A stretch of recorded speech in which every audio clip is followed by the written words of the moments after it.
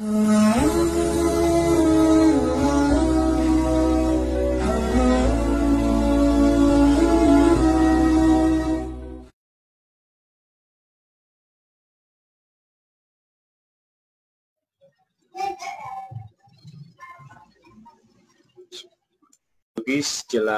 buka puasa, kembali kita memanjatkan puji syukur kita kehadirat Allah Subhanahu wa Ta'ala. Kita diberikan kekuatan, kemuliaan menjalani ibadah puasa Ramadan, melatih diri kita menjadi manusia soleh, manusia takwa. Semoga kita mendapatkan keberkahan dan kemuliaan di bulan suci Ramadan ini. Pemirsa dakwah Sulsel yang bahagia, kita sudah membicarakan perkara tentang keimanan atau perkara tentang akidah Islam. Kali ini kita akan membicarakan tentang pengaruh akidah Islam terhadap kehidupan kaum muslimin, baik itu secara pribadi maupun pengaruh akidah Islam terhadap masyarakat Islam. Kita mulai yang pertama, apa sebetulnya pengaruh keyakinan atau dasar keyakinan Islam terhadap kehidupan kaum muslimin. Tentang kehidupan pribadi umat Islam yang terwarnai dengan akidah Islam, maka sungguh sangat luar biasa. Sejarah membicarakan banyak sekali peristiwa-peristiwa besar yang terjadi di kehidupan kaum muslimin yang mereka torehkan sejak mereka memeluk akidah Islam ini. Sesuatu hal yang sangat mengagumkan adalah ketika mereka memeluk Islam, ada perubahan yang terjadi dalam emosi mereka, perasaan mereka, perubahan besar yang terjadi dalam cara dan karakter berpikir mereka. Begitu pula perubahan yang sangat besar terhadap perilaku kehidupan mereka sejak mereka mengucapkan kalimat syahadat, asyhadu an la ilaha illallah wa asyhadu anna Muhammadar Rasulullah. Kenapa demikian, pemirsa dakwah Sulsel yang berbahagia? Semua itu diakibatkan karena ada perubahan cara pandang hidup yang membuka mata batin, membuka pikiran mereka, sehingga yang sebelumnya gelap tidak terlihat. Setelah mereka memasuki Islam, maka terbukalah seluruh sekat-sekat, selaput-selaput yang telah menghalangi pandangan mereka terhadap kehidupan ini, sehingga ketika mereka memeluk Islam ini menjadi terang benderang terlihat. Itulah sebabnya Allah Subhanahu wa Ta'ala katakan, la ikraha fid din. Tidak ada paksaan di dalam agama. Qad tabayyana ar-rusydu minal ghayy. Karena sungguh telah jelas mana petunjuk dan mana kesesatan, mana kebenaran dan mana kebatilan. Karena agama ini sangat terang keyakinannya, pandangan-pandangan yang dikemukakan begitu sangat membuka akal pikiran, sehingga umat manusia ini bisa memiliki pelita, memiliki senter, dan memiliki cahaya yang menerangi kehidupan mereka. Itulah sebabnya sebetulnya agama ini dikatakan ya ayuhan nabi inna arsalnaka syahidan wa mubasysyiran wa nadhira wa da'iyan ila Allah bi'idnihi wa sirajan munira. Wahai nabi, sesungguhnya kami mengutus kamu sebagai saksi, pemberi kabar gembira dan pemberi peringatan, dan sebagai cahaya yang menerangi, sirajan munira, sebagai cahaya yang menerangi. Kita bisa melihat bagaimana ketika kita berada di sebuah kegelapan malam yang tidak ada sama sekali cahaya, tiba-tiba ada orang yang datang membawakan kita pelita yang begitu terang, sehingga kita bisa membedakan mana lubang, mana yang bukan lubang, mana jurang, mana gunung, mana tebing, dan mana yang bisa menyelamatkan kita dan mana yang akan bisa menenggelamkan kita. Begitulah datangnya Islam telah membuka akal pikiran dan batin kita sehingga kita bisa terwarnai dan melihat kehidupan ini dengan cara yang benar. Lantas, apa pengaruh dalam kehidupan pribadi seorang mukmin? Pemirsa dakwah Islam yang dimuliakan Allah Subhanahu wa taala, ketika seseorang itu menerima Islam, maka amatlah begitu besar pengaruh keyakinan ini terhadap kehidupan seorang mukmin. Rasa cinta dan bencinya berubah dari yang sebelumnya mereka adalah orang yang sangat menyenangi misalnya minuman keras, berubah menjadi orang yang paling membenci minuman keras. Ketika Allah mengatakan innamal khamru wal maisir wal ansabu wal azlam rijsun min amali syaitan, mereka yang sebelumnya adalah para pemabuk berubah menjadi orang yang kemudian menumpahkan arak-arak mereka ke jalanan dan memerangi orang di antara kaum muslimin yang meminum arak. Ketika sebelumnya mereka adalah orang yang gemar mengumbar aurat mereka, dan ketika mereka menerima agama Islam ini, maka pada saat turunnya ayat yang memerintahkan mereka untuk menutup aurat-aurat mereka, maka apapun yang mereka dapati, mereka ambil untuk kemudian menutupi apa yang tidak pantas untuk dilihat dari tubuh mereka. Demikianlah seorang mukmin yang sungguh sangat mengagumkan. Mereka yang kata Ja'far bin Abi Thalib kepada Raja Habasyah, kami sebelumnya adalah tetangga yang paling buruk terhadap tetangga kami, berubah menjadi satu kaum yang sangat memuliakan tetangga mereka. Mereka yang sebelumnya kikir dan sangat mencintai harta dengan kecintaan yang luar biasa, berubah pandangannya menjadi orang yang hanya melihat harta itu sebagai sarana dalam kehidupan ini sehingga mereka tidak mempertahankan lagi.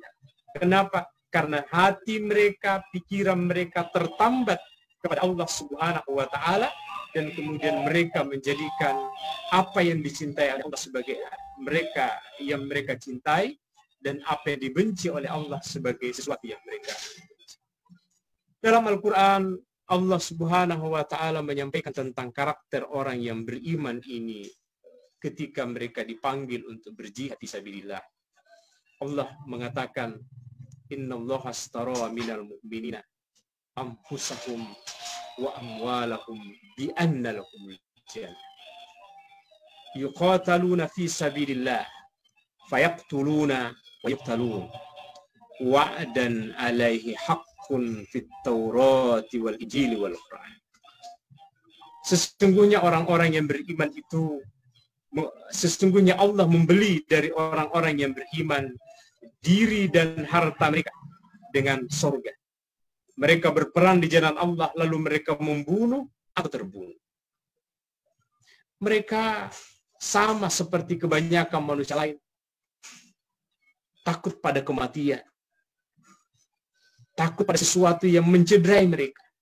Tapi ketika mereka beriman kepada Allah Subhanahu wa taala, lantas kemudian diwajibkan untuk berjihad dengan dijanjikan surga, maka kemudian mereka melemparkan kurma yang ada di tangan mereka, karena dengan itu akan menghambat jalannya dia masuk ke dalam surganya Allah Subhanahu wa taala.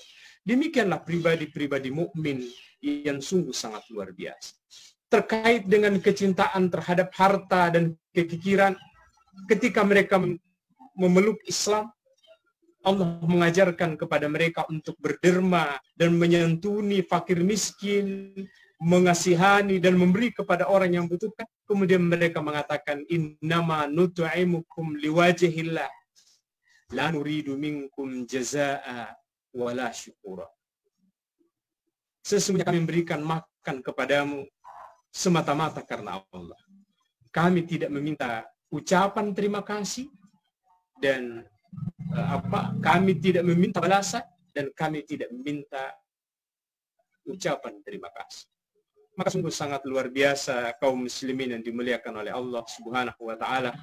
Agama ini telah merubah kita dari satu pribadi yang buruk menjadi pribadi yang baik, bukan karena semangat dorongan talik-talikan kata orang Makassar, bukan karena semangat ria, bukan karena semangat untuk dipuji, tetapi semata-mata karena Allah Subhanahu wa Ta'ala. Inilah yang diajarkan oleh Islam.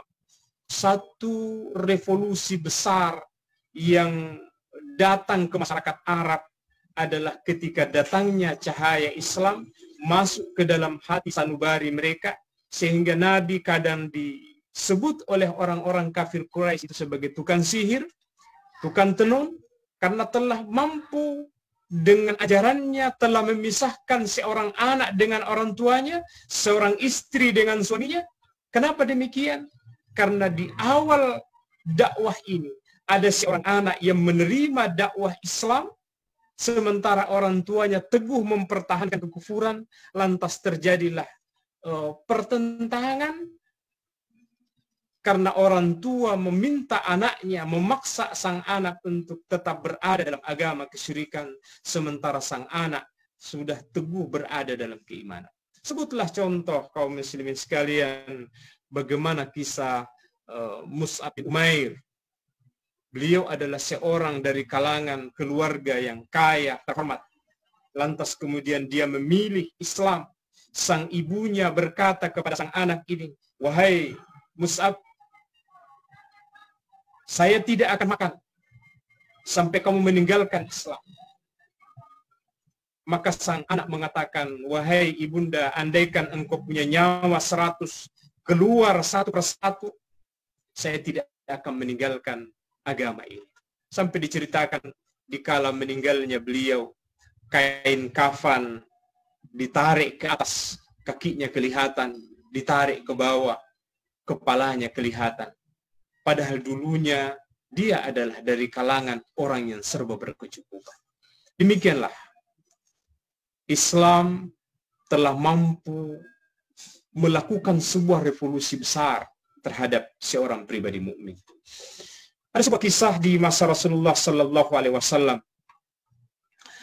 di mana seorang wanita yang sudah pernah menikah lantas digoda oleh syaitan, dia berzina dengan seorang laki-laki. Karena dia seorang yang sudah beriman, setelah dia melakukan itu dia tersadar akan dosa besar yang telah dia lakukan. Wanita ini bernama Al-Ghamidiyah.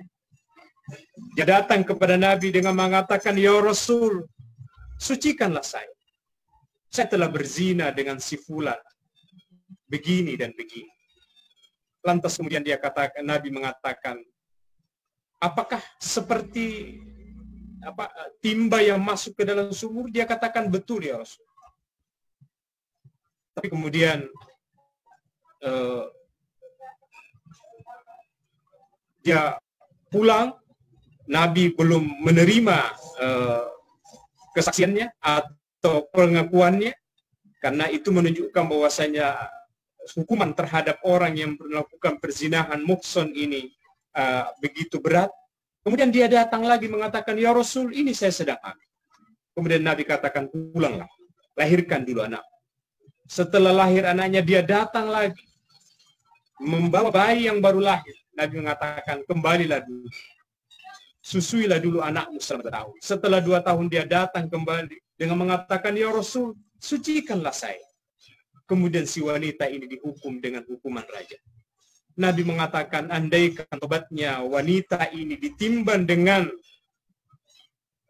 penduduk kota Madinah, maka jauh lebih berat timbangan keimanan dari wanita ini.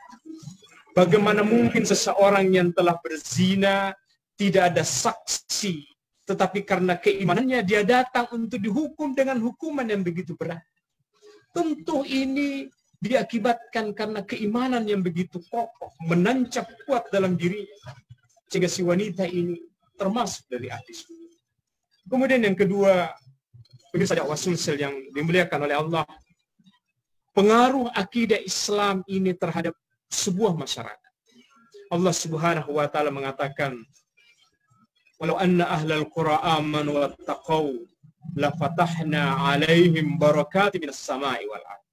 Sekiranya penduduk negeri itu beriman dan bertakwa, kami akan bukakan berkah bagi mereka dari langit dan dari bumi.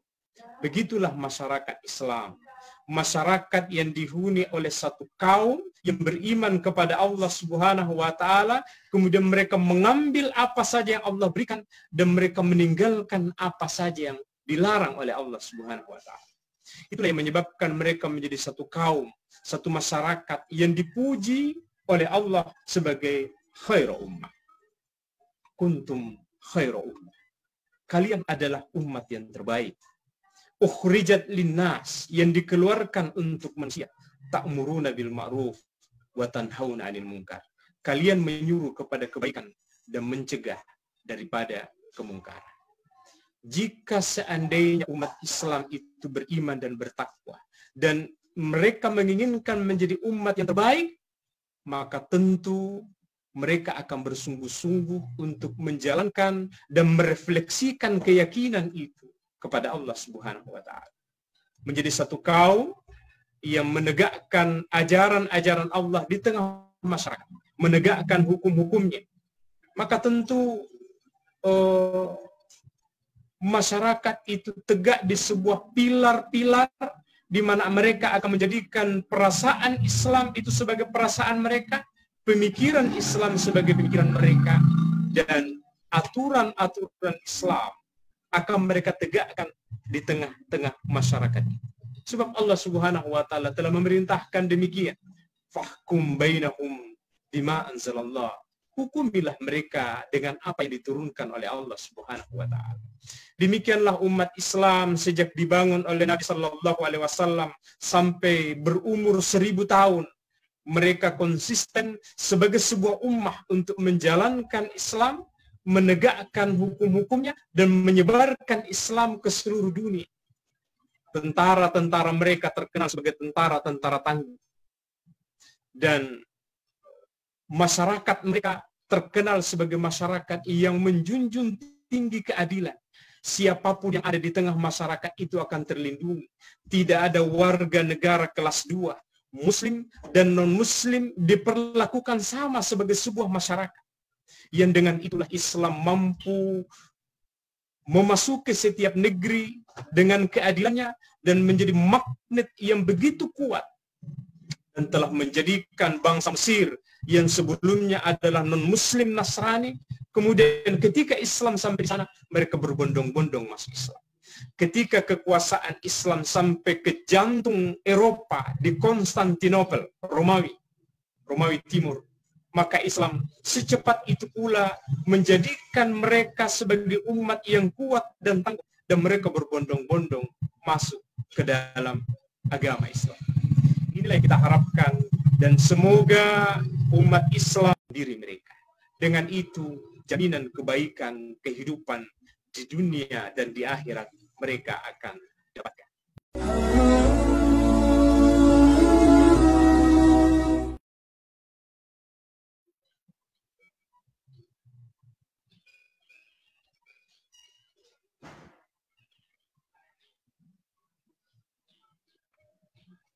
Oke, Ustaz.